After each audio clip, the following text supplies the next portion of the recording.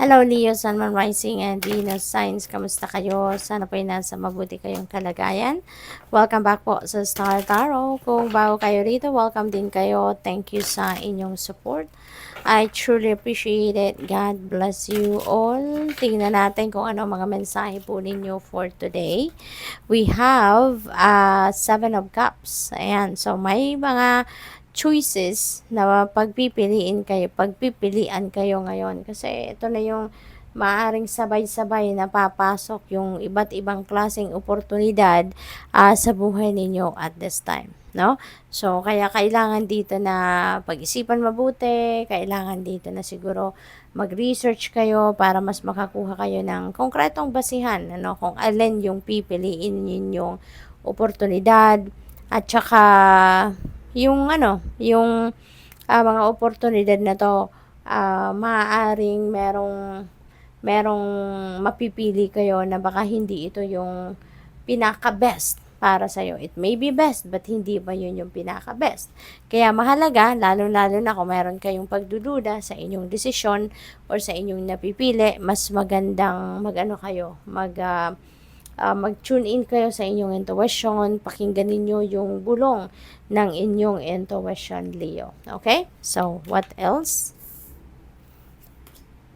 We have 10 of Cups. Napakaganda. This is domestic bliss, domestic happiness, isang masayang pamilya ang maaaring nararanasan ninyo sa ngayon, no? So, meron din siguro ditong mga contentment na dahil maaaring kung ano yung mga gusto ninyo or kung ano man yung mga kailangan ninyo, yan ay nandiyan dyan na, ini-enjoy nyo na. Kaya feeling contented na ang bawat isa.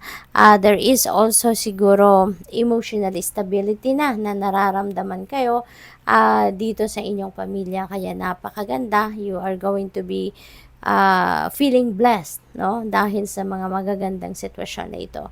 Meron din ditong family reunion siguro na maaring magaganap, no? Magkikita-kita, magsasama-sama ang bawat miyembro ng inyong pamilya.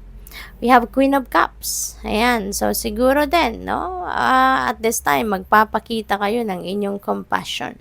Maaring may mga laging humihingi sa inyo ng tulong in any form, no? At lagi kayong nandiyan dyan. Napaka-generous ninyo, napaka-helpful ninyo, napaka-matulungin ninyo. You're very kind, very supportive, very empathic, no? Kaya, siguro, merong mga tao ditong kakatok, no? Sa inyong puso at hihingi ng tulong sa inyo.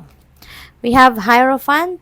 Ayan. So, maybe, ano kayo ngayon? Baka kayo ay isang mentor, baka kayo ay isang spiritual guide or spiritual counselor. No? Nagbabahagi kayo ng inyong wisdom sa ibang tao, nagbabahagi kayo ng inyong mga life lessons na naipon ninyo along your life's journey in the past.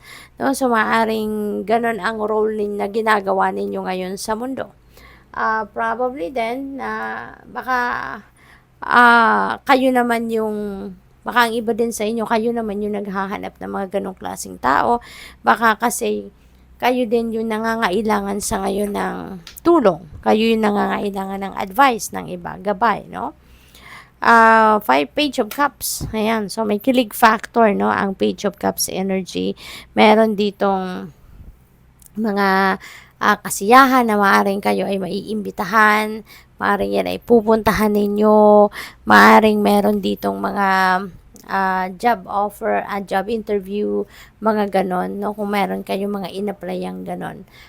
Kung hindi man, baka there is also an excitement dito na mararamdaman ng iba sa inyo dahil doon sa mga social gatherings, no? Na meron kayong imbitasyon. What else? We have 4 of Pentacles. Ayan. Manage your money wisely, Leo. Baka meron kayong tendency na yung parang one day millionaire, 'di ba? Kapag nagkaroon ng pera, ginagastos lahat. No, maraming naiisip na pagkakagastusan. So, maaring may ganon tendency ang iba sa inyo. So, this is a reminder for you to manage your money wisely. Be aware kung magkano ang kung magkano ang ginagastos ninyo, magkano yung pumapasok, may nasi-save ba kayo, yung mga ganon, no? So, kailangan na i-monitor ninyo ng maayos ang flow ng pera ninyo. The world energy, travel siguro, maaring magta-travel international ang travel ng iba sa inyo dito, maaring linked yan sa baka studies or baka merong overseas job opportunity or baka merong magtutour, mamamasyal, maaring ganon, no? This is also a time of success, no? Time of success para kay Leo. Meron kayong mga proyekto or kung ano man ang inyong ginagawa, pinagkakabalahan na pagtatagumpayan ninyo. Kaya this is really a beautiful energy kasi time of success, time of celebration, yung ganon. So, good luck sa'yo. May mga achievement kayo rito na makakamit at isa pa, mayroong mga celebrations talaga, no? Panahon ito ng celebration. Lalong-lalo na siguro dahil sa iyong mga success, kaya kayo magsi-celebrate din. So, good luck sa'yo.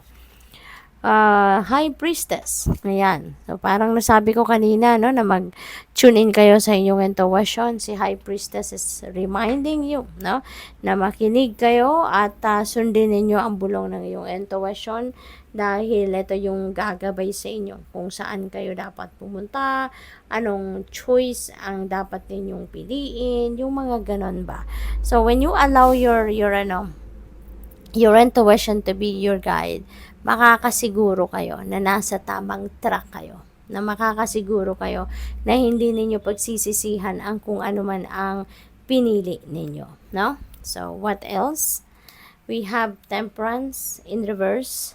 May imbalance, no? Maaring may imbalance dito na nai-experience ang iba sa inyo rito. Kaya kailangan na i-ground din nyo ang inyong sarili. Okay? Magnilay-nilay kayo, magmuni-muni kayo, mag-reflection mode kayo para nang sa gayon, maibalik ninyo yung sarili ninyo sa sentro. Para nang sa gayon, parang ma-renew ninyo ang inyong sarili at makabalik kayo doon sa center ninyo, no? At para nang sa gayon, ma-realize ninyo, maisip ninyo na may mga bagay pala na hindi na ninyo na aasikaso. May mga bagay pala na sobra-sobra naman ang binibigay ninyong atensyon, yung mga ganon. So, may babalik ninyo sa balanse, no, ang sarili ninyo. We have Ace of Pentacles. Ayan. So, this is a new beginning energy. So, magandang sitwasyon nito, lalo-lalo na pagdating sa inyong kaperahang aspeto. Kasi, maaring magsisimula ka dito ng bagong yugto pagdating sa inyong pangkaperahang aspeto. No, maaring merong mga financial blessings, may mga perang dadating, maaari din na may mga financial opportunities na dadating na siyang maghahatid sa inyo ng financial abundance and prosperity. Kaya good luck sa iyo. Thank you for watching. Love and light. Namaste.